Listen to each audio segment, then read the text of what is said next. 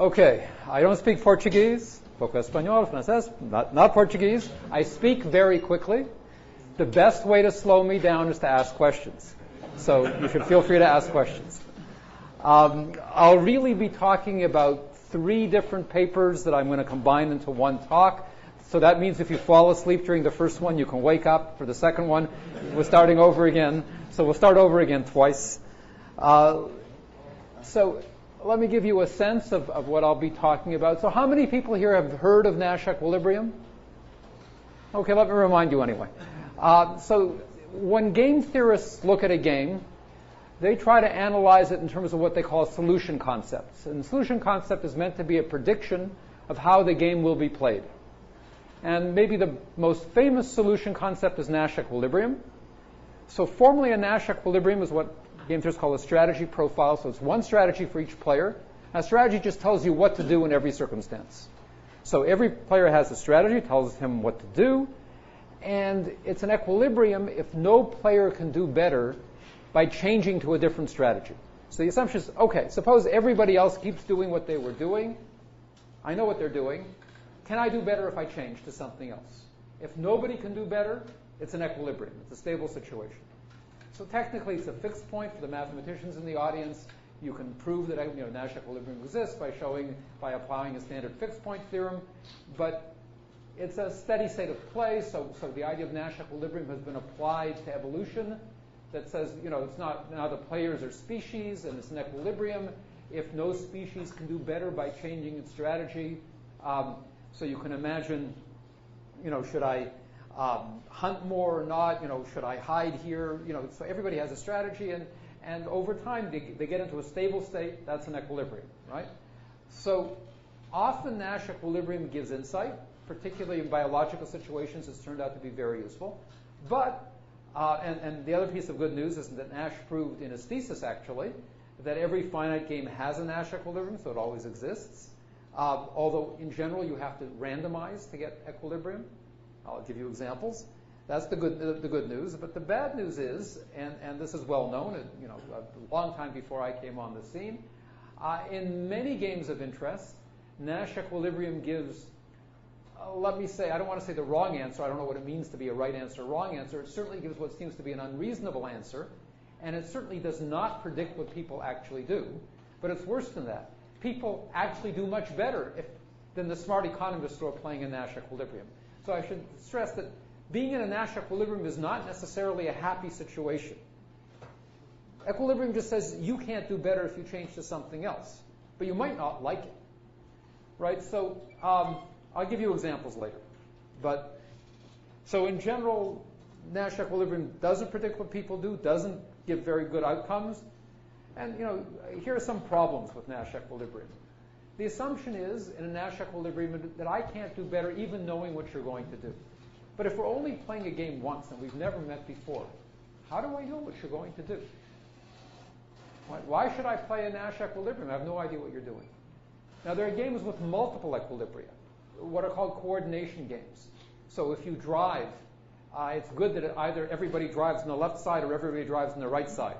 I should say this in Brazil, where it's clear that not everybody understands that it's a coordination game. Right? In most countries, red light means stop, green light means go. It's coordination. It could be the other way around. Sometimes in Brazil, it seems it's the other way around. I'm not quite sure. But there are, so in a game where everybody drives on the right is one equilibrium, everybody drives on the left is another equilibrium. I'm in a new country. What should I do? How do I know that I should? What part? Which is the right equilibrium to choose? In England, everybody drives on the left. In Brazil, pretty much everybody drives on the right. So, as I say, there are many problems now with Nash equilibrium, and economists have proposed lots of different solution concepts to try to get around some of the problems of Nash equilibrium, rationalizability, sequential equilibrium, perfect equilibrium, proper equilibrium. It's okay, you don't have to know these because I'm not going to talk about them. What I want to focus on are quite different problems, mainly inspired by computer science. So I'm going to focus on 3 problems. That's why I say the talk has 3 parts. There's really 3 separate lines of research. One problem is that Nash equilibrium isn't robust. It doesn't handle faulty or unexpected behavior. And this line of work, and it also doesn't deal with coalitions. It views people as individuals and not part of teams. So this line of research was very, very much inspired by work that I did in fault-tolerant distributed computing. That's another area that I'm interested in. What's called Byzantine agreement, if you've heard of that. The second notion I'm going to look at is that Nash equilibrium doesn't take computation costs into account. It's obviously inspired by computer science. And the third is that Nash equilibrium assumes that the structure of the game is common knowledge. What I mean by that is that everybody knows that one of the things I can do is move left. Everybody knows, everybody knows, everybody knows, everybody knows. We all understand how the game works. But of course, in real life, if you're playing a game, now when I talk about games, I mean any kind of strategic situation. A war can be viewed as a game, right? But you might not be aware of all the moves that are possible. So if you think about, so it's, September the 11th was yesterday, so a decade ago or so planes were flown into the Twin Towers. So if you think of that as a game, people just didn't realize that was a possible move in the game, that was something that people might actually do, right? So players might not be aware of all the moves in the game, and I'm going to talk about how to define solution concepts that handle that. All right, so let me talk. This is the first part of the talk, which talks about fault tolerance, and I want to talk about K-resilient equilibria first. So intuitively, Nash equilibrium tolerates deviations by one player. It's perfectly consistent with a Nash equilibrium that two players could do much better by deviating. So let me give you an example. That suppose we have a game where everybody plays either 0 or 1. If everybody plays 0, then you get a payoff of 1. Right? So if we all play 0, we all get a payoff of 1. If exactly two players play 1, so if Marcelo and I play 1, everybody else plays 0, then Marcelo and I are very happy, we get 2, and all the rest of you get 0. In any other situation, everybody gets 0. Now I claim in this game, everybody playing 0 is an equilibrium. It's clearly an equilibrium. If anybody deviates from that, that means all but one player is playing 0. And then we're in the third situation, everybody gets 0. Are we together? So if we're in a situation where everybody plays 0, nobody has any incentive to deviate, because if you deviate, you will play 1, everybody else is playing 0, and then you're in the third bullet, because it's not the case that everybody is playing 0, it's not the case that exactly two players are playing 1. You're the only player. Does that make sense? So it's an equilibrium because nobody has any incentive to do something different. But suppose Marcelo and I get together and I say, Marcelo, look, we're friends, you can trust me, I trust you.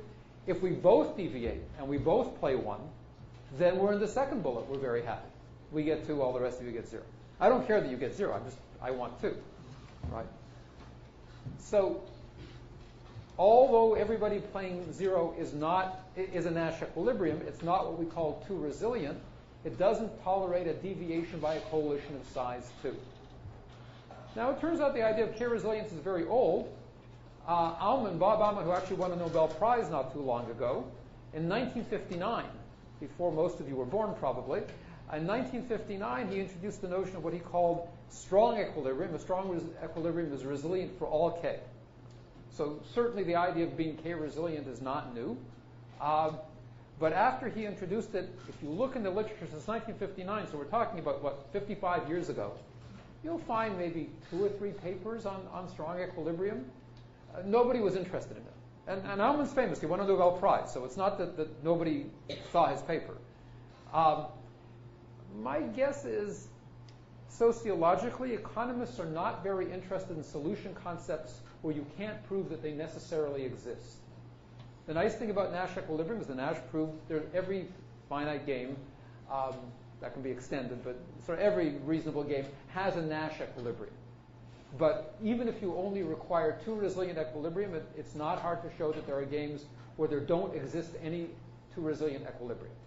So if you think about equilibrium as a prediction of how people will play, well, how are people going to play in a game where no equilibrium exists? So my guess is that sociologically, economists are not interested in notions where you can't prove that they necessarily exist, which is why they never looked at strong equilibrium, because it doesn't exist in general. But I would argue not only should you look at strong equilibrium, you should look at that you need even more. And what I'm going to talk about now is joint work with Itai Abraham, Danny Dolev, and Rika Gonen. So let me talk a little bit about irrational players. So basically, Nash equilibrium implicitly assumes that all players are rational. Their goal is to get the highest payoff for themselves. So when we talk about deviation, you would deviate if you could do better, if you could get a higher utility by deviating. Right? So rationality is defined in terms of selfish interest. But of course, in practice, we see people who seem to be acting irrational. So you might say, why are they doing this? Why do people fly on suicide missions and fly their planes into the Twin Towers? Well, you could say they're crazy. Some people did. But you could also say they have a very different utility function. You just don't they're being perfectly rational, but their payoffs are not what you thought they were. Right? That's certainly possible. So I tell my students when I teach a course in discrete math that I give homework every week, and you should do your homework. It's easy. It gives 25% of your grade. You would be crazy not to do, and plus the exams are very much like the homework, so you would be crazy not to do your homework. And indeed, most of my students do their homework. But there's always about 10 to 15% who don't do very much homework. Now, you could say they're irrational, and sometimes I think they're irrational, but look, from their perspective, it's much more fun to go to a party on Saturday night than to do my homework. So they're being perfectly rational. They just have utilities that are different from mine. But there are other reasons that people might not act according to what's predicted by Nash equilibrium. Suppose, think of my mother using the internet. My mother is not very good with computers, so even assuming that she's rational, let's say she's bidding on eBay or something like that, and she would do the right thing if she could, she can't get the computer to do it. She doesn't know how to do the right thing, even if she wanted to. Or suppose my computer is faulty. It's not working. That was the original motivation. We were coming, I had done work with Danny Dolev on fault tolerance, and that's exactly the kind of thing we worry about. What if your computer is faulty? So again, you're rational. You'd like to do the right thing, but your computer crashed. You can't, right? And apparently irrational behavior is not at all uncommon. So I'm sure in Brazil nobody ever does peer-to-peer file sharing. You never download music and movies. It's only in the States that we do that. But just let me tell you, in the States, people do these things. And you could argue that doing it is irrational. So look, why would anybody post music on Kazaa or these Nutelli's music file sharing sites, or why would anybody seed on BitTorrent and help other people download stuff after they download something themselves? Well, you could say, well, people are nice, or maybe my utilities are different.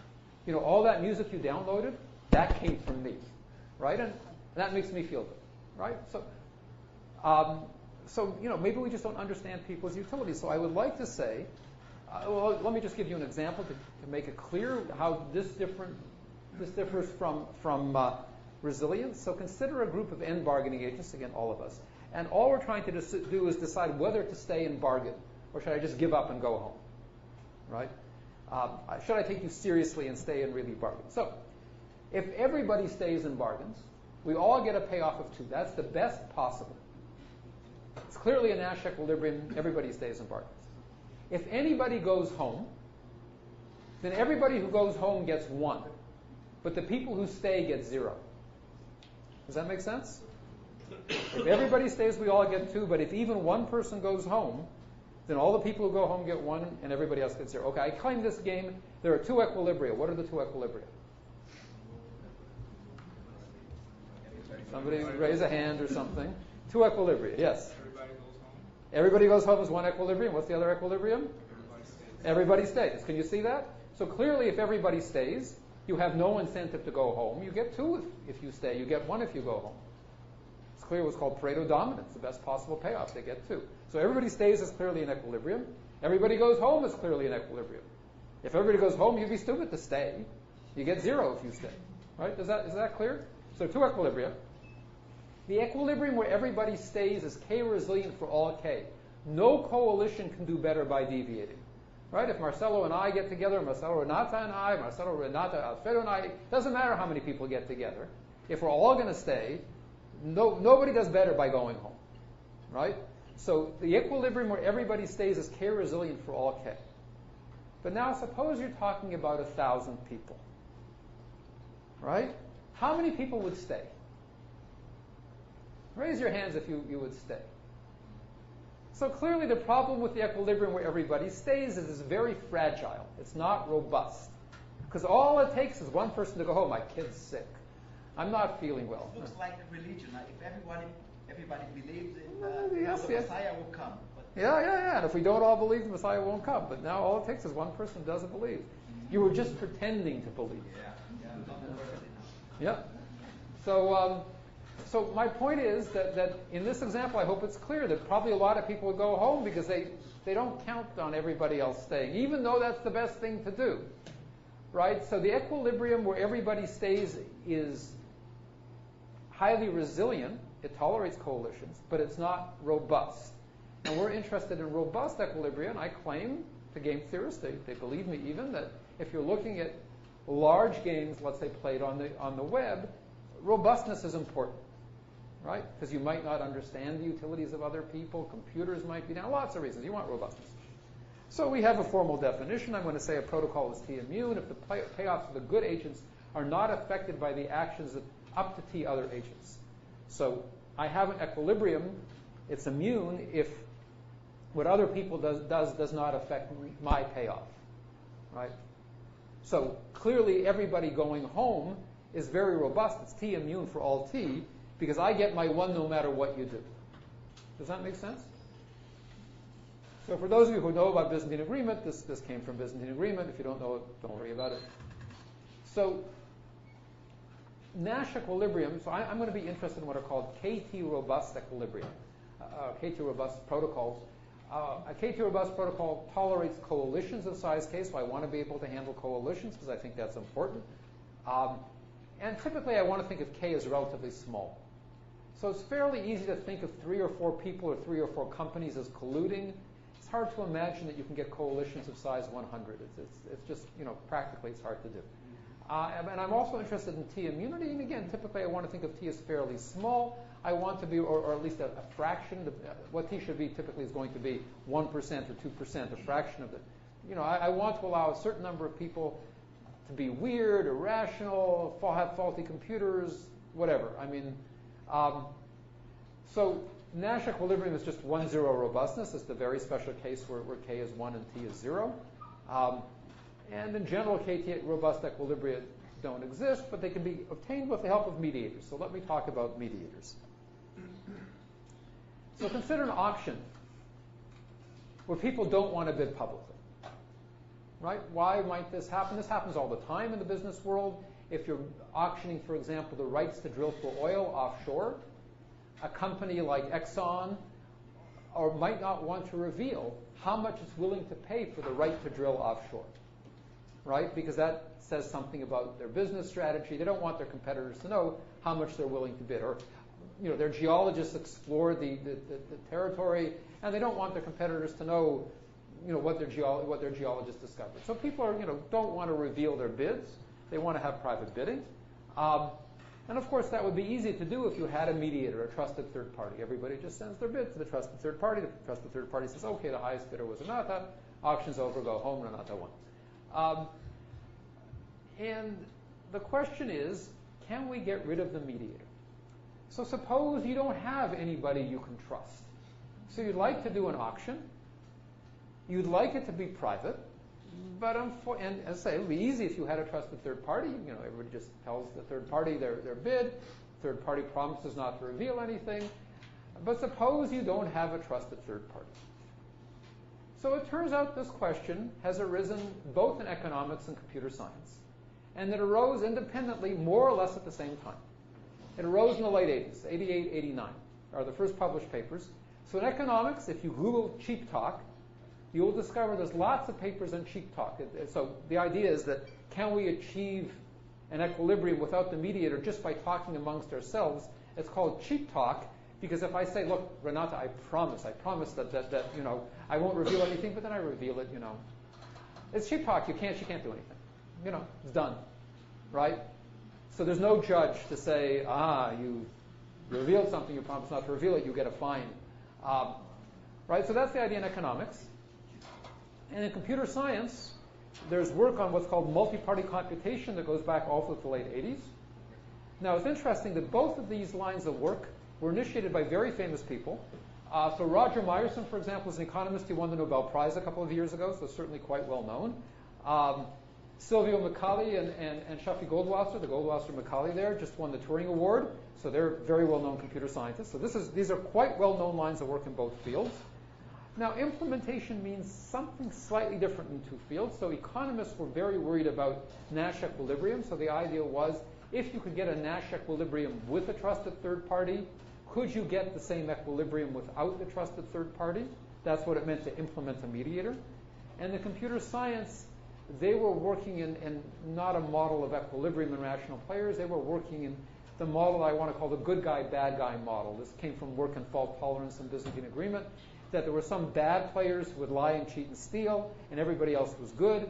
So the idea was, could you implement a desired outcome even if a third of the players were bad, or a half, or some fraction of players were bad? That's the kind of, but if you stand back a few meters, they were both communities were trying to do the same thing. They were trying to see if you could do something with a trusted third party, could you do the same thing, in some sense of the word, the same thing without the trusted third party, just by talking to each other. Okay, so I'd say work in both areas started in the late 80s. Very well-known lines of research in both areas. Nobody in economics knew about computer science. Nobody in computer science knew about the economics, although the first paper by Goldwasser, Micali, and Vigdorson was called How to Play Any Mental Game. So they were thinking about games. But at the time, they didn't know anything about game theory. Now Silvio Micali, for example, is actively working in game theory. We came along, whoops.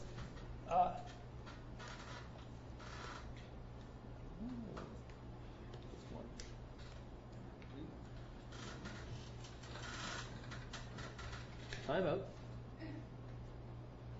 There we go. Okay.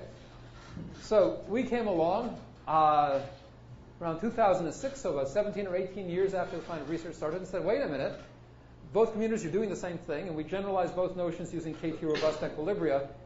And it turns out some of the results in computer science turn out to subsume the results in economics. It's not totally obvious. But with a bit of work, you could show that the best known results in the economic literature actually follow from the results in the computer science literature. So, but these communities really, 17 years, totally oblivious to work going on in the other community.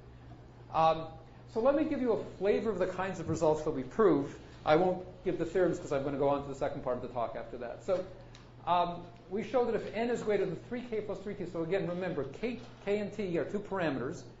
K is the size of coalitions that we're willing to tolerate. So think of, I'm willing to tolerate a coalition of size 5. And T is the number of weird, irrational players that I want to allow.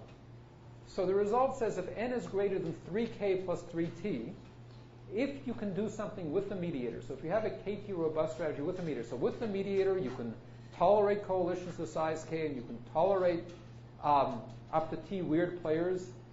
If you can do it with the mediator, you can get rid of the mediator and do it just by talking to each other. Moreover, not only can you do it, you can do it without knowing anything about the other agents. In particular, you don't have to know what their utilities are, and the protocol has a bounded running time. It stops after 17 steps. I say this because it's going to be a contrast to the later results. And that result is tight, that if n is less than or equal to 3k plus 3t, in general, you can't do it. So I have to be careful what that means. We can show there exists a game where you have a trusted third party and you can't get rid of the trusted third party if n is less than or equal to 3k plus 3t. There are other games where you can. So it just says, if n is greater than 3k plus 3t, you can do it for all games. If n is less than or equal to 3k plus 3t, there exists a game where you can't do it. Now we can show if n is greater than 2k plus 3t, and agents know the utilities of other agents. And there's what's called a punishment strategy. So if I catch Alfredo deviating from what he was supposed to do, then I can punish him. So I'm watching him. There's some probability that if he tries to do something different, I'll catch him. And if I catch him, there's a way that I can punish him. That's the idea of a punishment strategy. So this idea of a punishment strategy is taken from the economics literature. And we can show that if n is greater than 2k plus 3t, you can You can implement the mediator as long as you, and the idea is exactly what I said. The idea is, roughly speaking, there's the stuff that you're supposed to do, but with some probability you'll get caught. And if I catch you, I'll punish you, but to be able to punish you, I need a punishment strategy. And that's tight. If n is less than or equal to 2k plus 3t, you can't do it. But we show that in general, you're going to need unbounded running time to do this. So your protocol that does this is a randomized protocol. You toss coins. And what you're randomizing about is the running time. So for each round, you'll stop with probably a half. So the expected running time, on average, you'll stop after 2 steps. With smaller probability, it'll take 3 steps. With smaller probability, it'll take 4 steps. The probability that it'll take longer and longer goes down exponentially. But there is no upper bound in the running time. And we prove that this is necessary. We prove that no protocol that has a bounded running time can implement the mediator. The reason I make a big point about that is there are 2 papers published in very famous economics journals, Econometrica, which is considered the best journal, and JET, that are supposedly use a punishment strategy and give a way of implementing a mediator using cheat talk, and their protocols are bounded. So even without looking at their protocol, we knew there had to be a mistake because we had a theorem that said you can't do it with a bounded. And then we found the mistake. But what happened is that first we looked at protocols and said it can't be right. It will contradict our theorem. So either our theorem's wrong or their protocol's wrong. And we looked at their protocol, problems with their protocol.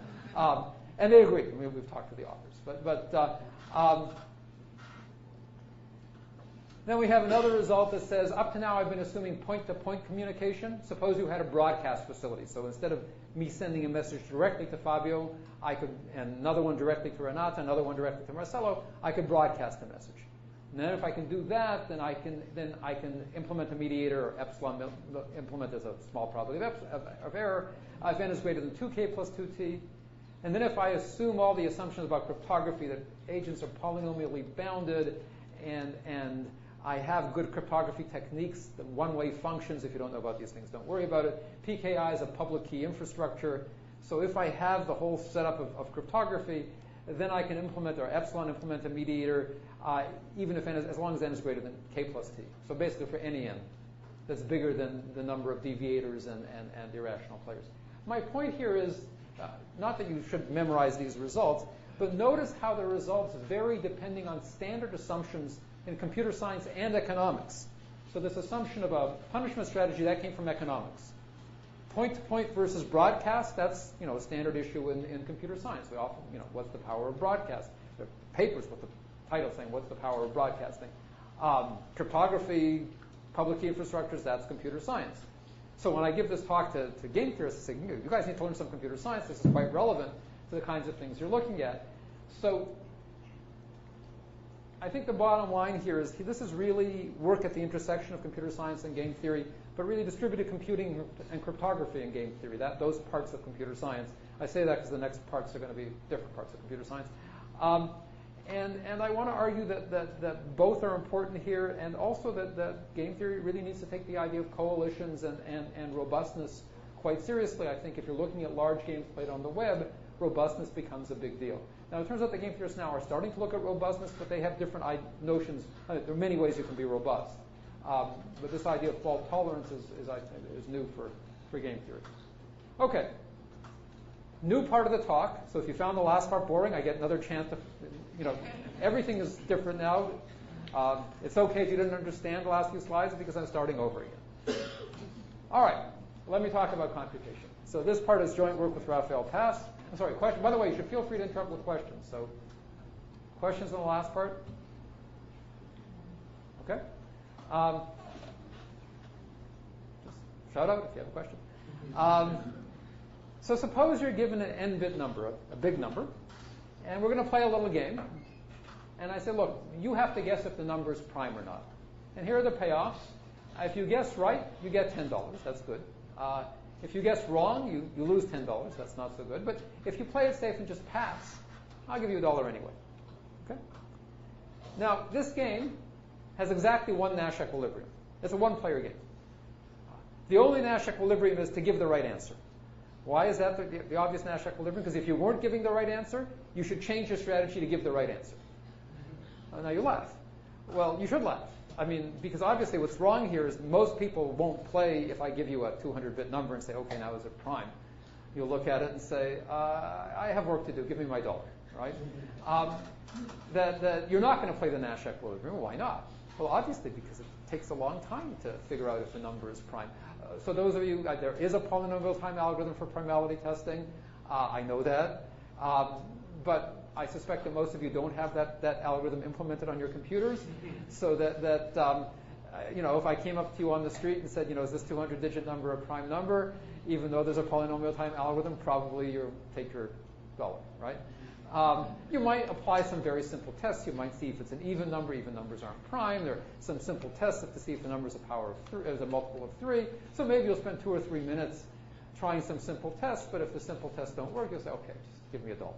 I have better things to do. And that's what we want to capture. So what's really going on here, I would claim, is that the utilities need to take into account the cost of computation. So your true utility isn't $10 minus $10 or $1. It would be, for example, $10 minus the cost of computation is your utility if you'd spend the time figuring it out. Or maybe not. Maybe you like thinking about these things. I mean, if I give somebody a math puzzle, some people enjoy it. This is not a very interesting puzzle, but suppose I give you a math puzzle and say, well, if you get the right answer, you get $10. The wrong answer, you lose $10. Or if you say I pass, you get $1. But if it's an interesting math puzzle, there might be people who, I like math puzzles, right? So I might be willing to spend the time. So the cost of computation for me is not a cost. It's the joy of computation or something like that, right? So I'm not saying that computation necessarily should be bad, but the point is you should take it into account. For some people say, forget it, I got better things to do than solving a math puzzle, but other people might say, oh, great.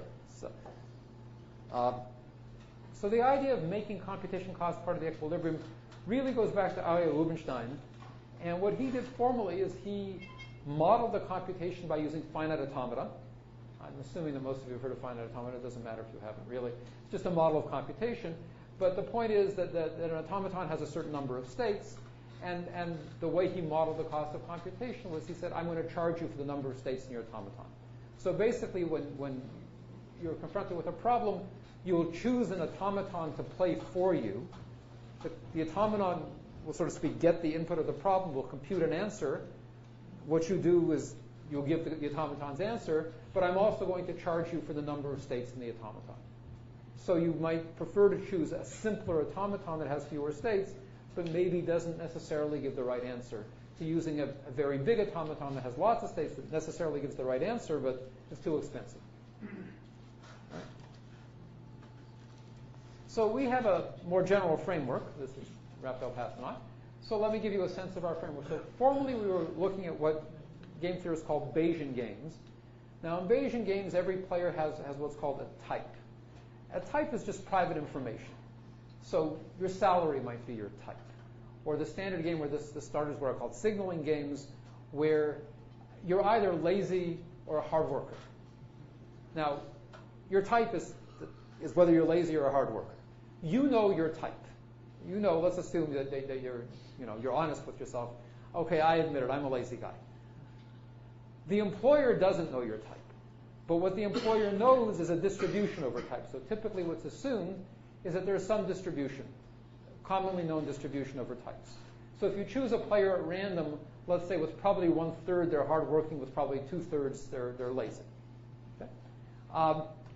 And it's a game. So by the way, I mean the way these ideas get used in what are called signaling games is somehow you want to be able to convince the employer that you're one of the good guys, that you're a hard worker, you're not lazy. So you go to university and you get a degree. And the claim is that what's the point of going to university and getting a degree?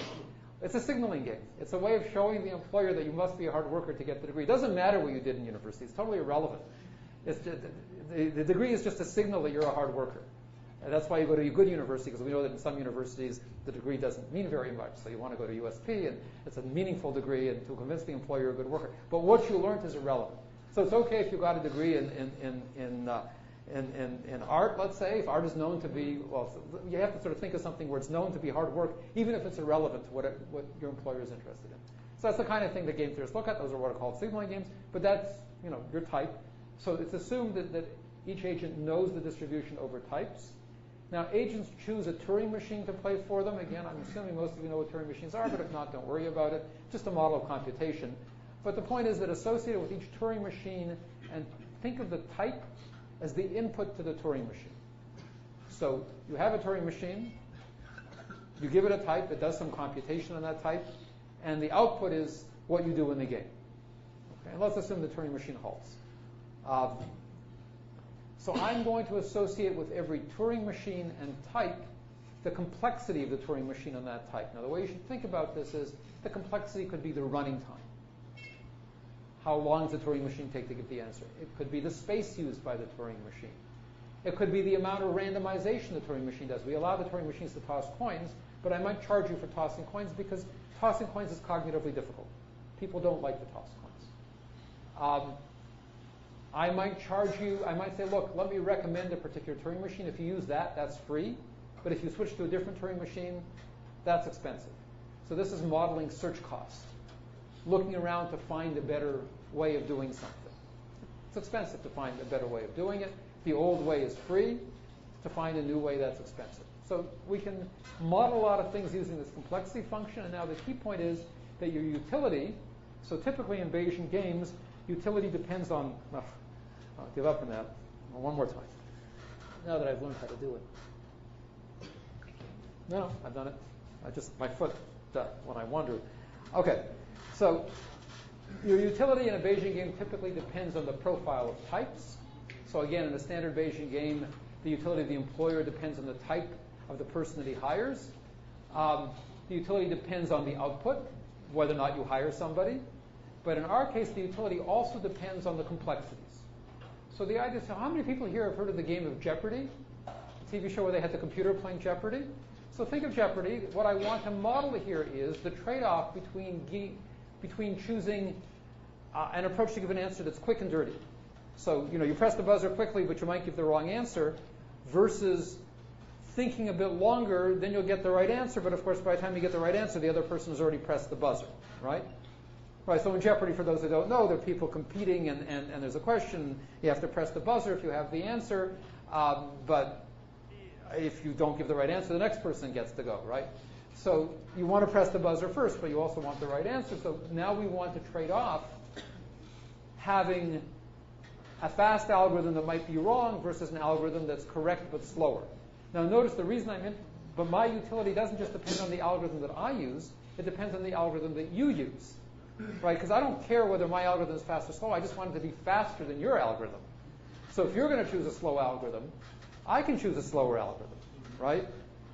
So the point here is that the utilities depend on everybody's type and everybody's algorithm, and the answer that everybody gives, right? So this is just a small extension of the standard model.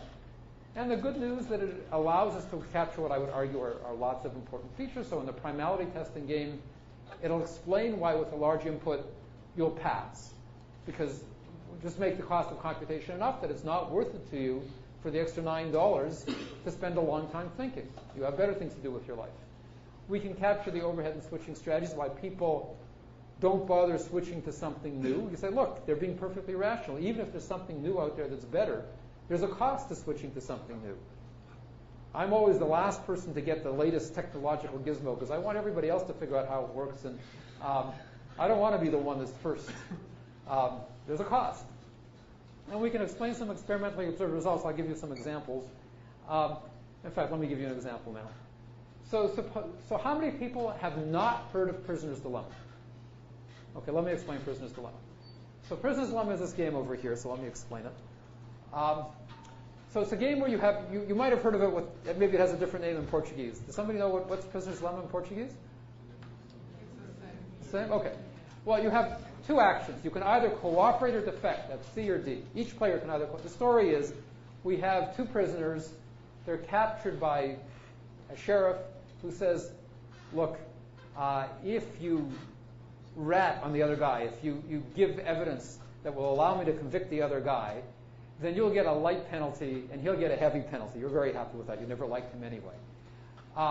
If you're both silent, you'll only go to jail for a short time because I won't be able to convict you. But if you both rat on each other, so if you give evidence against your opponent and your opponent gives evidence against you, well, then I didn't need you, and you both get a heavy penalty. So the way to think about this is you can either cooperate or defect.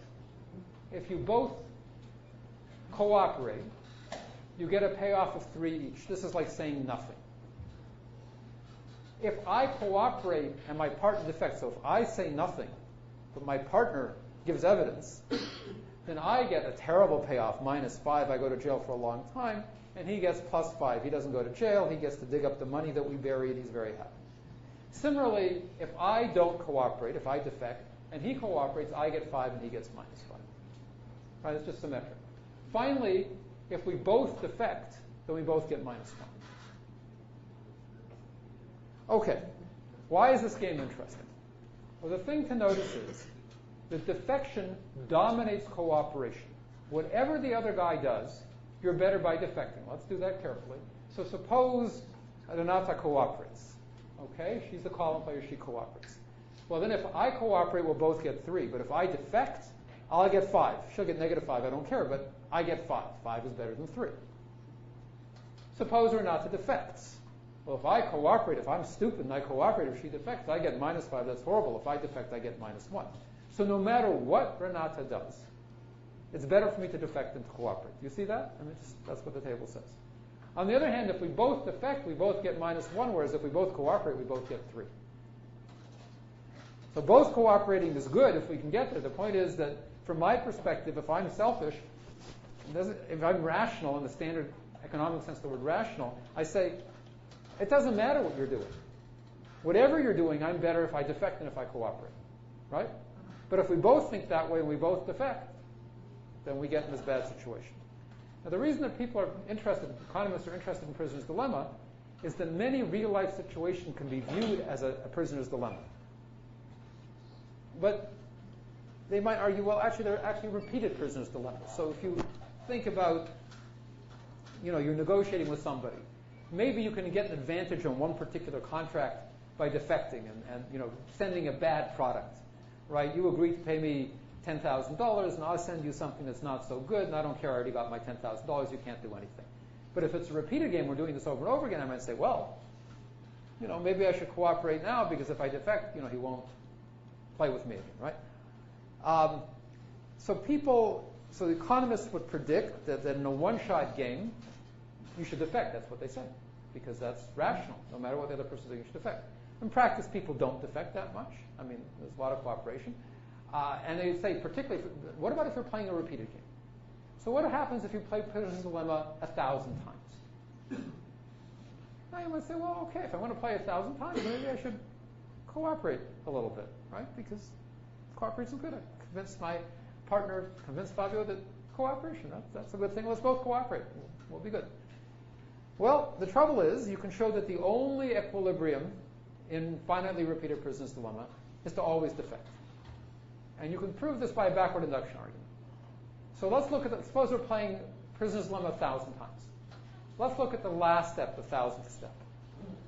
Now, we've already played 999 times. I can't change the past. I'm just looking at what's left of the game, the last step. The last step is like a one-shot game.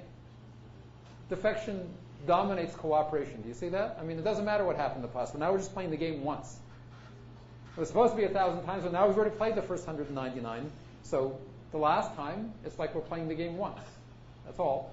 And if you play the game once, you should defect, because defection is better than cooperation. Okay. But now I say, well, let's look at the 900, we're stepping back, backward induction. Let's look at the second last time we played the game. I say, well, if you're going to defect, I already convinced myself that you're going to defect the last time. You're rational. Defection is the right thing to do at the last step. We're both going to defect the last time. So it doesn't matter. You're going to defect the last time. There's no point in cooperating now. I might as well defect now. Do you see what's going on? Right, because normally you say, let's cooperate at the beginning. Let's try to get some cooperation going, because if we both cooperate, that's good. But the point is, if you're going to cooperate for a while and you're going to defect at some point, when are you going to defect? And you can sort of show by a backward induction argument that the first time you defect is already at the first step. There's no equilibrium. If you defect, so the formal argument that says is let's look at the last time somebody cooperates. So suppose, We cooperate, defect, cooperate, defect. But suppose the last time we cooperate is that Marcelo cooperates at step 963. Well, there are two possibilities. Either I don't cooperate or I do cooperate at step 963. But he might as well defect. He gets a higher payoff. He shouldn't cooperate at step 9, because from then on, we're always defecting. So you can show that if there's ever any cooperation, let's look at the last time there's cooperation, and whoever cooperated the last time is better off by defecting. The only stable situation is where we defect all the way. Does that make sense? It's not hard to prove that formally. Okay. In real life, people cooperate quite a bit. Now, it turns out they've done these hundreds of experiments. So Japanese cooperate more than Americans. Prisoners cooperate more than lawyers. Nurses cooperate more than doctors. The people who cooperate the least are economics students. This is true. And of course, there's more. The people who cooperate do much better than the people who don't cooperate. Right? Because if we cooperate for a long time together, we're going to do much better than the people who defect all the time. The rational people who defect. Right? Two rational people play each other, they defect the whole game. Two irrational people play each other. We're very nice. We cooperate the whole time. And we laugh at the rational people. We're doing much better. Right? Does that make sense? So clearly this is a problem for economists. They have a solution concept, Nash equilibrium, that makes a prediction that A, doesn't match reality, because in practice people do cooperate for a long time, and B, the outcome is bad. Right? The people who cooperate, the irrational people who cooperate, do much better than... So it's not like you're doing better by doing the rational thing. So there have been lots of attempts to explain cooperation. Here's ours. So suppose I tell you there's a small cost for memory. I don't even need to worry about the discount factor. Let's look at the strategy tit for tat. Tit for tat is a famous strategy. It works like this. I start out by cooperating, and then I watch what you do. And whatever you did, that's what I'll do at the next step. So as long as you cooperate, I'll cooperate. If you defect, I can't defect at the same time. I can't read your mind. But if you defect at step 50, I'll defect at step 51. So tit for tat says, I'll pay you back. Whatever you do, I'll pay you back. You just start cooperating, and I'll cooperate. Okay? Does everybody understand? So you start by cooperating, and then what you do at step k plus 1 is what the other person did at the previous step at step k. Okay. Suppose I tell you that I'm going to play tit for tat. I promise you, I wrote a program and then I go home. So I'm really going to play tit for tat. What's your best response? What should you do? You know for a fact, I'm going to play tit for tat. I'm going to start by cooperating. What's the best thing that you can do? Cooperate? Always cooperate? You can do a little bit better than always cooperating. Sorry? Up to the last step. So one thing you can do is always cooperate. If you always cooperate, then we'll cooperate all the way. Right? Because if I'm playing tit for tat, as long as you cooperate, I'll keep cooperating. But you can do a little bit better if you defect at the last step. And cooperate up to the last step and then defect. Because then tit for tat would defect in the next step, but there is no next step. Right? And it turns out that's the best you can do. You can show you're not better by defecting earlier. Okay. Now that's a fine strategy. There's only one problem with that strategy. You have to know when the last step is. You have to count. So imagine you're playing and somebody tells you, look, we're going to play 1,000 times. Let's start playing 1,000 times. And you do this strategy. And you're not a nice guy. You're willing to defect at the last step. But to defect the last step means you have to keep track of how many steps have gone by with no mistakes here, right? And that's expensive. So all we have to do in our framework, we don't even have to write down exact numbers. All we have to do is assume that the cost of counting to 1,000 and keeping track is higher than the gain that you would get by defecting at the last step. It's even easier to do that if you have a discount factor, but it doesn't really matter. Then the optimal strategy is to cooperate. And it's even more than that. Even if I know that you're going to defect, suppose we have different computation costs. There's no reason to assume we have the same costs. So suppose for you it's easy to count to 1,000. For me it's expensive. Maybe you have a piece of paper you're willing to keep track, or you have a counter, or you have somebody who'll do it for you. Even if I know that you're going to defect in the last step, I still might play tit for tat because it's cheaper for me to play tit for tat, and I'm going to get a higher utility than if I defect earlier, right? Or count to 1,000, because what I really should do if you're going to defect at the step 1,000 is I should also defect at step 1,000, but it's not worth it for me to count to 1,000, right? So we'd have an equilibrium where we both play tit for tat, or one plays tit for tat, and the other defects at the last step, depending on the computation costs. And I can imagine lots of experiments. I mean, you have to be a little bit careful, but you might say, well, is there a difference to how the game is played if there's a counter showing how many moves there are left in the game? Now, you have to be a little bit careful, because if there's a counter that makes you think about how many moves are left in the game, and somehow you'd like the fact that the counter might influence how you think beyond computation costs. So you have to be careful. I'm not an experimentalist, but designing a good experiment, you have to be, it's non-trivial. But these are quite testable implications. So, so this seems good. Now let me give you some bad news. In general, if you take computation into account, there might not be an equilibrium. Let me give you a simple counterexample. It's actually cute. So there's a game that we call in English rock, paper, scissors. Right? You have this in important, paper beats rock, rock beats scissors, scissors beat paper. Sometimes called Rochambeau. This game has a unique Nash equilibrium where you randomize. You play each strategy with probability 1/3. So you toss a 3-sided coin to determine what you're going to do. Nothing else is an equilibrium. So in fact, this will turn out to be important later.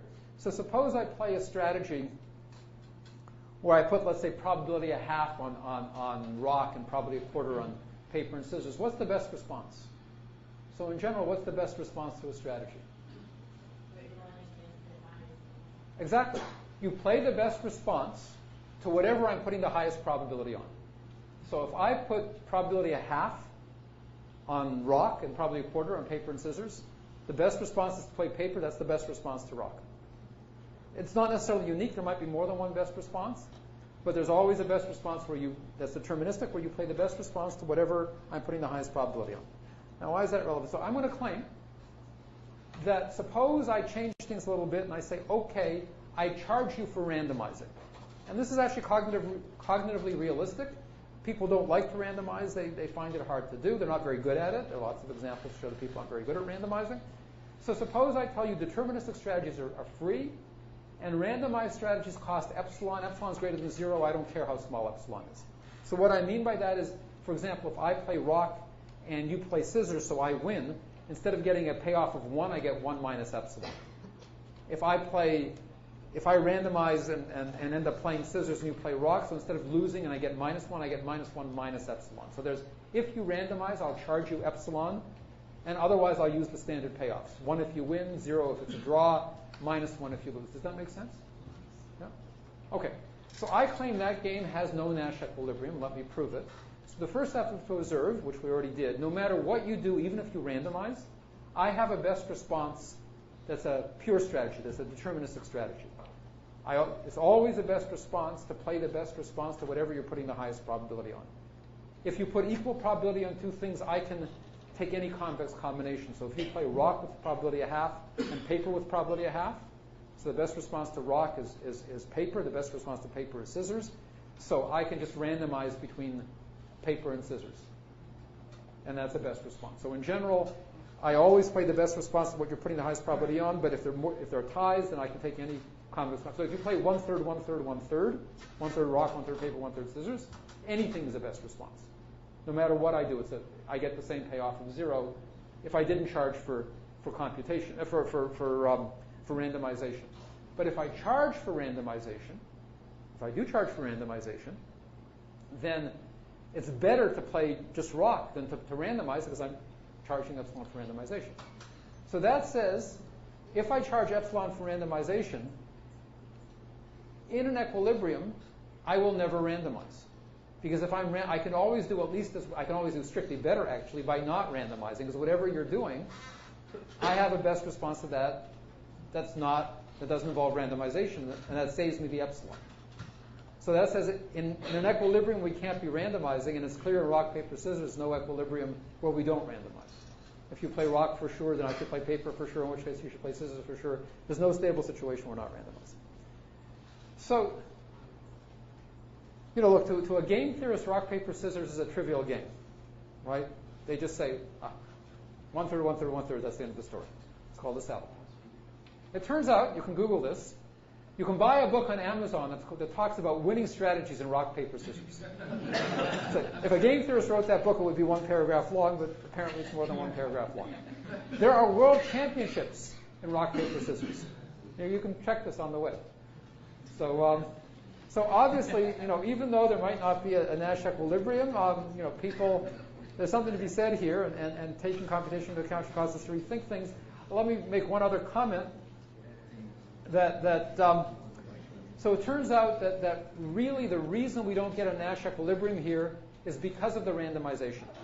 We have a theorem that says so let me say this precisely, if there's no cost to randomization, by that I mean if you randomize, the cost is the convex combination of the cost of the pure strategy. So if you play strategy 1 with probably 2/3 and strategy 2 with probably 1/3, whatever the cost was for strategy 1, multiply that by 2/3, and add 1/3 of the cost for strategy 2. So if the cost of the randomized strategy is the convex combination of the cost of the pure strategies, and the game itself, the underlying game, is computable, then there exists a Nash equilibrium. Technically, it's a computable Nash equilibrium. So along the way, we're showing that for nice games, there's always a computable Nash equilibrium.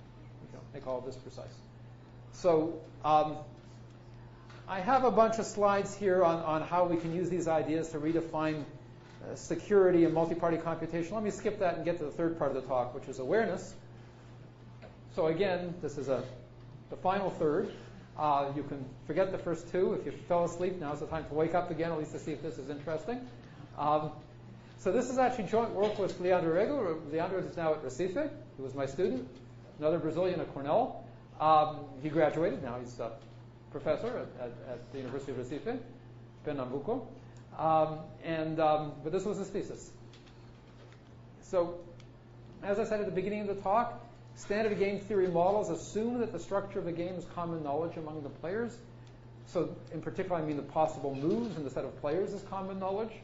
But this isn't always reasonable. So, in a war setting, one side might not be aware of the weapons that the other side has. So, if you think of exploding an atom bomb in the Second World War, the Japanese were not aware that the United States had the atom bomb, so that they weren't aware that was a move in the game. Right? So if you think of using a particular weapon as a move in the game, you might not be aware of it.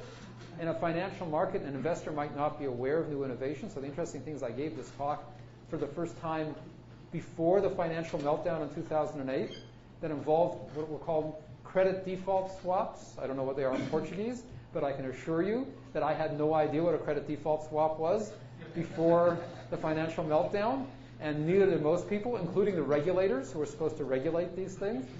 So that the fact that there was this move in the game that involved credit default swaps was apparently a move that many people weren't aware of.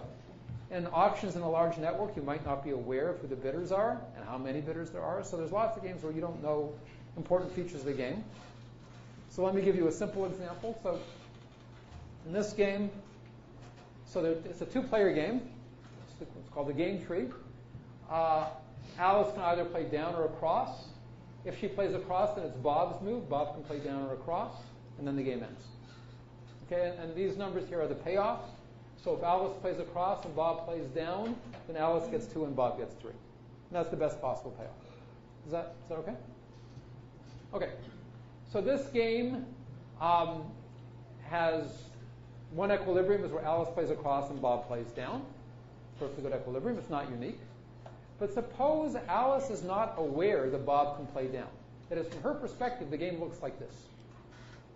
She doesn't understand that this is, Bob knows that he can play down, but Alice just doesn't realize. It's not that she assigns probability 0 to Bob playing down. It's that she doesn't even, if she knew about the move, she would assign it high probability.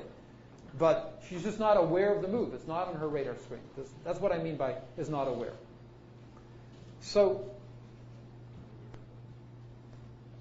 if Alice is not aware that Bob can play down, then it seems reasonable for Alice to play down right away. Because if she plays across, then Bob will play across and she'll just get 0. Right? So the first observation is that Nash equilibrium doesn't make sense if players aren't aware of all moves. Because Nash equilibrium says it's a Nash equilibrium if, even knowing what you're going to do, I'm not going to change what I do. But suppose what you do is a move that I'm not even aware of. I can't know what you're going to do. The whole conceptual picture behind Nash equilibrium simply doesn't make sense if there are moves that you're not aware of. So to model what's going on here, we need to represent games where players might be unaware of moves. For logicians in the crowd, the way we're going to do this should remind you a lot of modal logic and cryptography structures, and we have accessibility relations. If you don't know that, don't worry about it. I'll explain it anyway. But it's just a different part of computer science, not distributed computing. So the idea is we use what are called augmented games. And in an augmented game, a player has an awareness level. So we can talk about what a player is aware of. And you can think of an augmented game as describing the game from the point of view of an omniscient model. Let me give you examples. So consider the earlier game, I mean this one.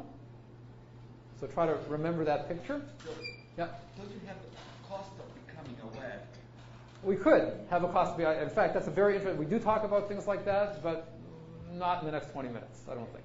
But if we think of awareness, well, let me actually give you a better answer. If we think of awareness computationally, so I do want to think of it that way, so that instead of just thinking about awareness as not on my radar screen, another interpretation is that if I think of chess, for example, there are lots of strategies I'm not aware of. It's not that I don't understand how the pieces move in chess, it's just that I haven't had a chance to think about it. Now, I could spend time thinking about things. That's, what am I doing in chess when I'm thinking in between moves? If I was a perfect reasoner and had unbounded computation power, I already know that there's a unique win for white or it's a forced draw, so I would just do that. There's nothing to think about. I would just play it. Well, I can tell you I'm not a very good chess player, but what I'm doing when I'm thinking between moves is trying to figure out, well, what can I do, what would you do, and so on. So I'm thinking so I can become aware of more possible strategies. And indeed, if I now combine it with the previous part of the talk where I charge for computation, it's exactly, I would have a cost for becoming more aware. And indeed, one of the things we want to do is combine awareness and computation. So it's actually a quite serious. And it's two different senses of awareness. Because Yes. one is awareness because you don't have the means to compute, so Yes. what we would call implicit knowledge. So they are. So in the very first paper on awareness, which is actually already in the mid-'80s, we talked about various possible interpretations of awareness. And so we're certainly very conscious of the fact. So it turns out in the economics literature, the focus has only been on the sense of awareness. So they read our paper, and so there's actually now a whole cottage industry of papers on awareness in the economics literature. But for some reason, which I totally don't understand, they're focused completely on the first interpretation where it's awareness as not on my radar screen. I don't understand the concept. And I'm trying to convince them, actually, the computational notion is at least as interesting. So the basic framework I'm talking about now makes perfect sense no matter how you interpret awareness. But different interpretations sort of lead you to sort of thinking about different next steps beyond the basic structure. So let me go. So it's this game. So try to remember this simple game. And so let me talk about. Let's assume for simplicity that Alice and Bob are aware of all histories of the game, but Alice is uncertain about whether Bob is aware of this move across down. In other words, Alice is uncertain about whether Bob realizes that he can go down after she goes across. That's what I mean by across down. Well, so Alice is uncertain about whether Bob realizes that he can move down and believes that Bob is unaware of it with probability P. So when I say she's uncertain, I'm going to model it probabilistically. With probability P, he's not aware that he can play down. With probability 1 minus P, he's aware that he can play down, right? So I can have a probability over Bob's unawareness. If Bob is aware that he can play down, then he's aware that of all the histories, and he also thinks that Alice knows all the histories. He doesn't have to. He might think that Alice is unaware of things, but let's assume. But he knows that Alice is uncertain about his own unawareness level, right? So I'm now thinking about, well, if I'm aware of this, what does Alice know? What does Alice know about what Bob knows? So it's very much what I know that you know that you're aware of that I'm aware of. So it's very much for people who know about cryptography structures, that's where they're coming in. So to make this precise, we need to think of 3 augmented games, which will turn out to be the worlds in the cryptography structure. So in one game, that's the real game. That's the game that we had at the beginning. This is the game from the modeler's perspective. Alice and Bob are aware of all the histories, but Alice considers it possible that Bob is unaware, and the way I model that is like this. So think of this as nature's move, and nature says, with probability P, Bob is unaware that he can move down, so there's no down edge there. And with probability 1 minus P, he's aware that he can move down. So from Alice's perspective, this is modeling what's going on from Alice's point of view, that with probability P, Bob realizes he can go down. Probability P, he doesn't realize he can go down. With probability 1 minus P, he does. Right? That's the idea. Now, if Bob doesn't realize that he can go down, then he thinks this is the game. He's just not aware that there's a move down. So this is Alice's view of Bob's view. So the idea is that to fully represent a game with awareness, we need all these different augmented games. Think of them as being the worlds in a cryptic structure, and we need to have technically accessibility relations. So let me make this precise. So a game with awareness, I have a bunch of games. Each game represents the point of view of one of the players. So this is Alice's view of Bob's view, Alice's view of Bob's view of Alice's view. So that's the So it's a collection of games. And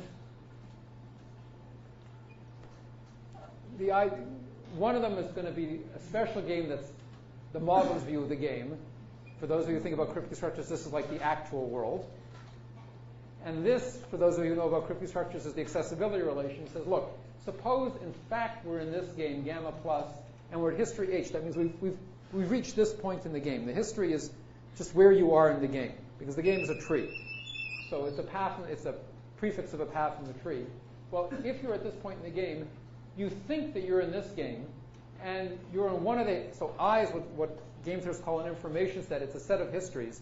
It says, look, I think we're playing this game, not this one, because I'm not aware that Bob can move down, so I think we're playing this game. And I'm not sure where we are in that game. We're in one of the histories in H. So I is not a single history, because you might not know where you are. It's a set of histories that are meant to represent your uncertainty about where you are. So that's the formal model. Let me not go into technical details, because it's already been over an hour. But let me give you some, I think, important intuitions.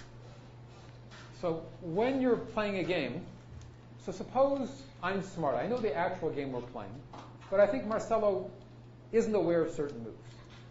So when I say I'm making a best response, I'm going to make a best response to what I think Marcelo is doing, but I'm going to make a best response to what Marcelo is doing in the game that I think he thinks he's playing. Let me say that slowly.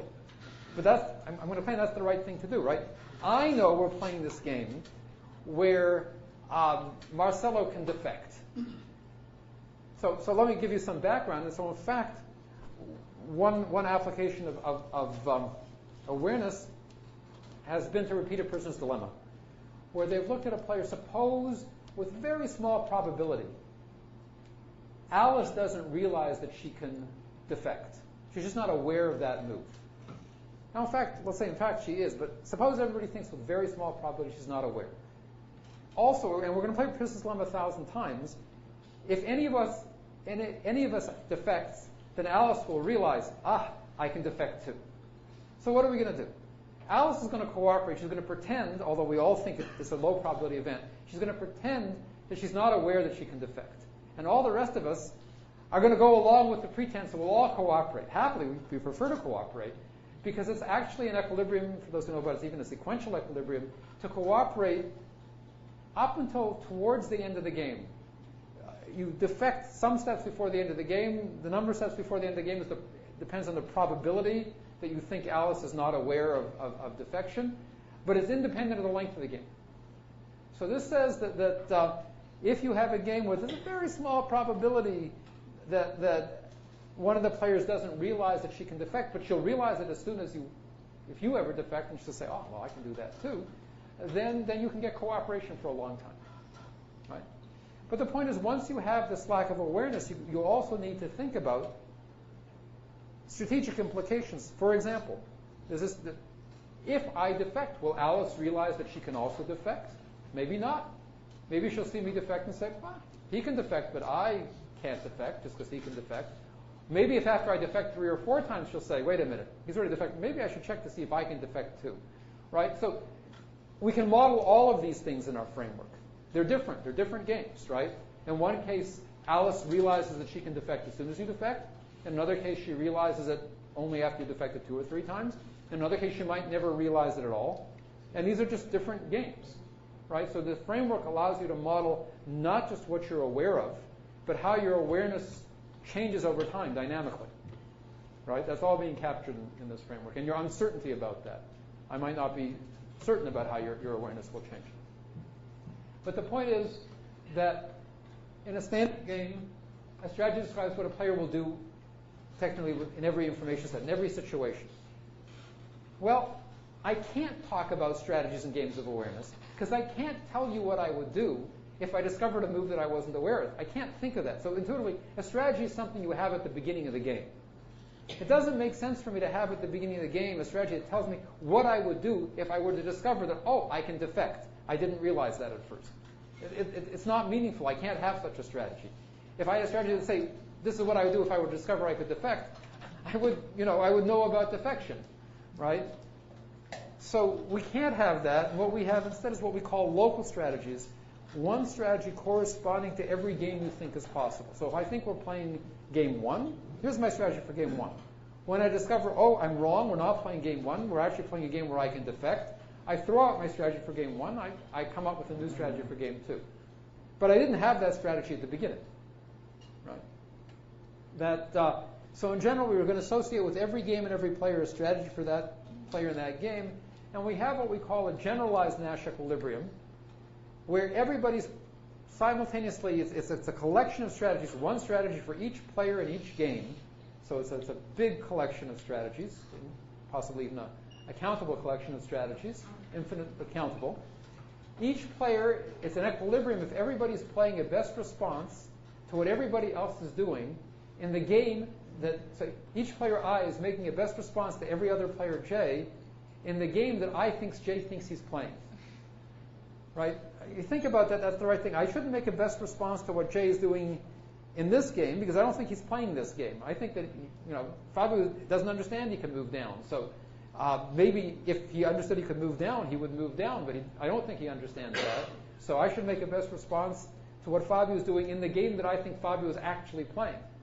Not in the game that I think we're playing, because I might realize that Fabio could move down, but he doesn't. Does that make sense? If you think about it, this is the right notion. Does that have anything to do with parenting? Like, have anything to do with? With being a father, like you have to imagine what's in the... Indeed. I mean, as a parent, I spend a lot of time trying to understand what game my kids are playing. I don't always get it right, apparently. I think a teacher, too, has to think a long time about what game students are playing, not, somewhat related. So I mean, you laugh, but I think this is actually quite serious, that you really do need to think about the game that you think is going on and the game that your kids think is going on might not be the same game. In fact, with quite high likelihood, is not the same game. And you need to sort of make a best response to the game that they're playing, not to the game that you think they should be playing, which is not the same thing, at least not with my kids. Okay, one more topic before I quit. So up to now, I've assumed that if you're not aware of something, you don't realize that you're not aware of it. You don't know about your unawareness. But you might. So here's, you might know that an enemy has new technologies of which you're not aware. So I don't know what they are. If I knew what they were, I would be aware of them. But there's something out there, right? You realize that you might become aware of new issues tomorrow. That's why you're delaying your decision. You don't know what those issues are, because if you knew what they were, you could figure out what you would do now. But and now if I talk about awareness, take the interpretation of awareness in terms of computation, then it becomes really, if I think about chess, I might, what am I doing when I think in chess? Well, I'm trying to become aware of more strategies. That really is what I'm doing, I would claim. I might realize that I'm playing against somebody who's much better than me, which is not very hard in chess. And part of realizing they're much better than me is I might realize that they're aware of things that I'm not aware of. Again, I don't know what they are, because if I did, I would be aware of them. But I know there's stuff out there that they're aware of that I'm not aware of. So we have, for logicians in the audience, we have a formal logic for modeling this. It turns out to be a modal logic with an existential quantifier. I want to say there exists an X such that I'm not aware of X, and perhaps Renata is aware of X. But I don't know what X is. I'm not aware of X. So So I know there's an X that I'm not aware of that she's aware of. There are things that she's aware of that I'm not. Turns out there's some interesting subtleties in having this kind of quantified modal logic, but I'm not going to talk about that. Let me talk about game theory instead. So we can model awareness of unawareness.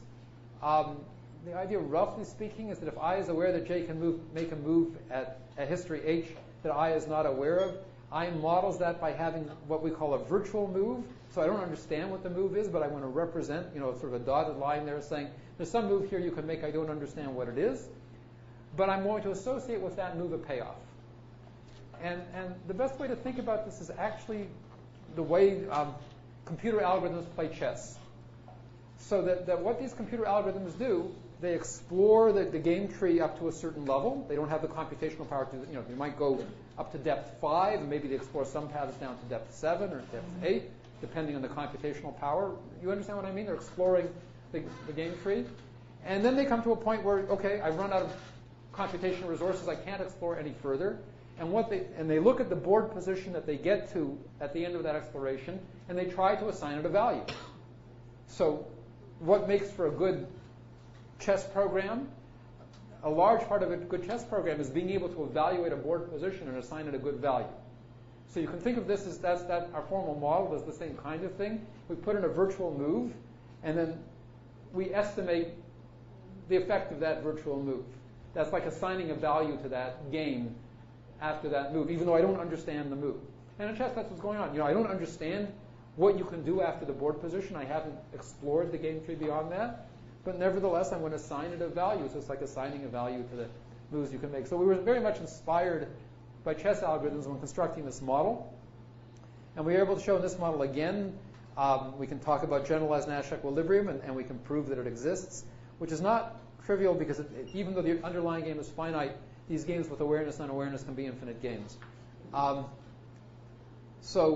we very much want to connect this abstract notion of awareness to computational notions where we want to talk about the cost of becoming aware, for example. We can make perfect sense out of that. I'm thinking in chess and there's a clock, right? So I have a choice. Do I spend more time thinking to become aware of more strategies? But if I do that, there's a cost. The clock ticks and I might lose the game on time. So that the computational cost of thinking is actually explicitly modeled by the ticking clock, right?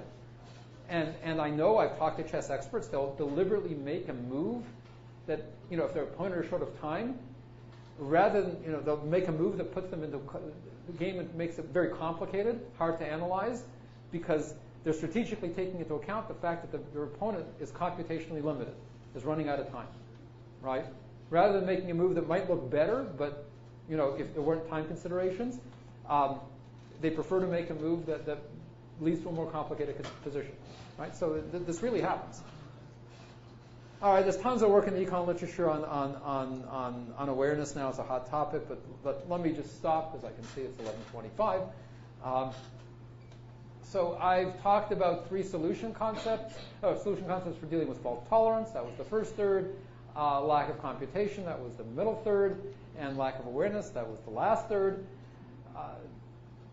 All of these were inspired by computer science considerations. Computation and fault tolerance very much came from work that I had done in computer science. Things that we haven't taken into account that I think are very interesting. So in computer science, in distributed computing, there's what's called, I called it sort of the good guy, bad guy model. There's a protocol that you're supposed to follow. Most players follow the protocol. These are dumb computers. You give them a program. They do what they're supposed to do, but a certain fraction of the players have been taken over by an adversary, and they can do something arbitrary, and the adversary is out to destroy the system. So this is, good guys and bad guys. The good guys do what they're supposed to do. They're not thinking strategically. They just follow the program. And the bad guys are arbitrary. They're out to destroy the system. So we focused, the notion of fault tolerance, if you like, focuses on the bad guys. But suppose I tell you, look, if you recommend an algorithm, people will follow it if it's a reasonable algorithm. So you tell people, look, don't send your job to the printer. You can give your job a priority when you send it to the printer. If it's a really important job you need right away, give it high priority. But otherwise, be nice to everybody else. Don't give it a high priority. Now, of course, you're looking at it and you have a job and you want to go home. It's not so important. But you prefer to have it now. So you could give it a high priority. Now, we'll discover that if a lot of people start giving their jobs high priority, the system will break down. We'll get a prisoner's dilemma where nobody's cooperating, but people do cooperate. And the question, so what I'd like to say is, well, suppose we assume that a certain fraction of people in the world are nice, and they're going to cooperate. If you give them an algorithm that's reasonable in the sense they don't feel like they're being taken advantage of, then they'll cooperate, as long as other people are cooperating. I mean, I need to make that precise. I'm sure that in that case, under that assumption, you get a new solution concept, and you get some behaviors that would not be predicted by Nash equilibrium. So we're not assuming that everybody's out to maximize their own utility. People will be nice, as long as other people are nice. And the question is, okay, what's the appropriate solution concept in that case? If you're willing to allow some players who are willing to be nice. There are also games where it's not that there are just good guys and bad guys. There's sort of some standard deviations. So you might know, just because you're a system designer, you're a system admin, and you might know, look, these are standard behaviors I see. They don't make sense, but I understand there's a certain fraction of people are just going to act a certain way. Just as an experienced teacher knows that these are the kinds of things you can expect from students, right? So we had a system that we called the script system where there was virtual money. And although it was virtual money, like monopoly money, it didn't mean anything. I predict in the real world there are going to be hoarders who like to take the money and collect money and say, I'm a multi-billionaire, even though the money is just pieces of paper, and other people like to give money away. So you get these irrational behaviors of hoarding and altruism, but they're behaviors you can understand. Another issue, up to now, I've assumed the system is synchronous. So synchronous means there's a clock, there's time 1, time 2, time 3. We all move at time 1, then we all move at time 2, then we all move at time 3. In distributed computing, it's much more standard to assume asynchrony. A lot of our results, for example, our results on implementing a mediator from the first third of the talk, depend on the system being synchronous. They fail if you have asynchrony. We know from experience with sort of related results in distributed computing, asynchrony makes a huge difference, and the results are very, very different. It would be interesting to understand the effects of asynchrony in game theory. I think that's actually an important topic. Markets are asynchronous. There's no clock out there, right? We like to understand the notion of having computational equilibrium in extensive form games where computation happens during the game. This is precisely there's a computational cost to decreasing awareness. So these are all issues that I'd like to look at, and I see it's 11:28, so it seems it's a very good time to stop. So that's it.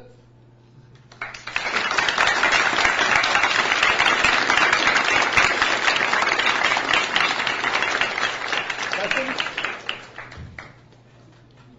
Yeah. In your argument, lack of ours, is it difficult to model bluffing, for instance?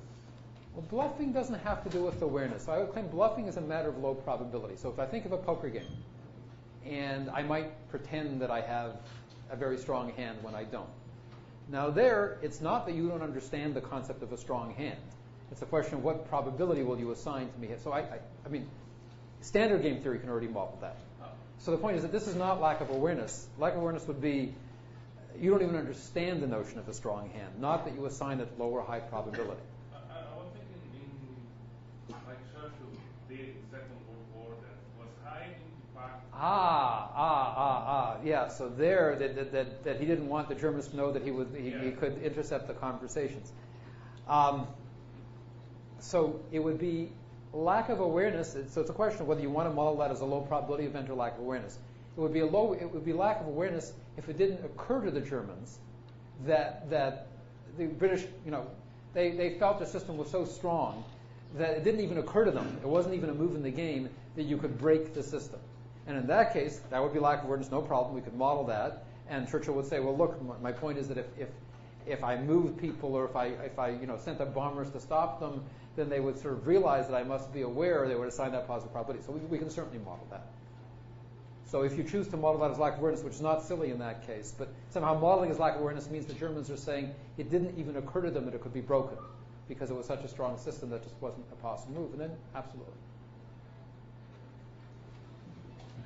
Yeah. Is there any ideas where we can represent how players change their strategy during the game? I So the assumption in standard game theory is that players don't change the strategy. I mean, the assumption is certainly you choose a strategy at the beginning. Here, we definitely allow, I mean, the whole framework is set up for changing strategies because every time you become aware of a move that you weren't aware of, your conception of what the game is changes. You just move from game gamma 1 to gamma 2, and the strategy that you're using in gamma 2, now that you've realized you had the wrong conception of the game, can be totally unrelated to the strategy in gamma 1. So we actually have that built into the framework, but it's only in the context of, the only time we would, so to speak, switch strategies in our setup is if you became aware that the game you had in mind was the wrong game. Now, it seems to me that one thing we've been talking about is once you think computationally, you can certainly imagine a Turing machine that says, look, I'm not going to commit to a strategy now. I'm going to think, or I'll wait till tomorrow and then I'll see what happens and I'll think, so that what you have at any point, it's not so much that you're switching strategies, but what you have is, if you like, a partial strategy. Your strategy says, look, I'll tell you what I'll do if this happens, but if that happens, I don't think it's going to happen. I don't want to think about it. Tomorrow I'll think about it. So, and then if it actually happens, right, I was sure that Marcelo was going to move his pawn, but he surprised me and moved his queen. I didn't think about what to do then. So, my Turing machine would say, I'll develop the rest of the strategy tomorrow. So that's something we very much want to do. So it's not exactly switching strategies because your strategy explicitly says, I'm not going to think about that and I'll worry about it tomorrow, right? Marcelo. When you think that the other person thinks that the game is a different one, Yeah. you can always teach them what you think the world is. Yeah. They know always the probability of the other person understanding. Yes, kids. Yeah. Yeah, so we can absolutely model that. Is there an idea of equilibrium given resource bound? Like, okay, if you have, you just have these resources to compute. Yeah, so and what kind of equilibrium can you reach? Yeah, so in the second third of the talk, when I was talking about, so in our formal model, we have a class of Turing machines, so that when you choose a Turing machine, you can't choose an arbitrary Turing machine, you choose one from the set. So if you have a resource bound, the way we'd model that is the set of Turing machines that you're looking at. Let's say you have a resource bound of 10,000 steps. It can be a concrete resource bound.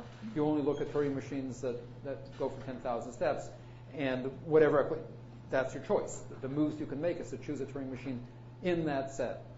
So the equilibrium would satisfy the computational constraint because you're only allowed to choose a Turing machine that satisfies that constraint. Because playing the repeated game with not knowing in advance how many.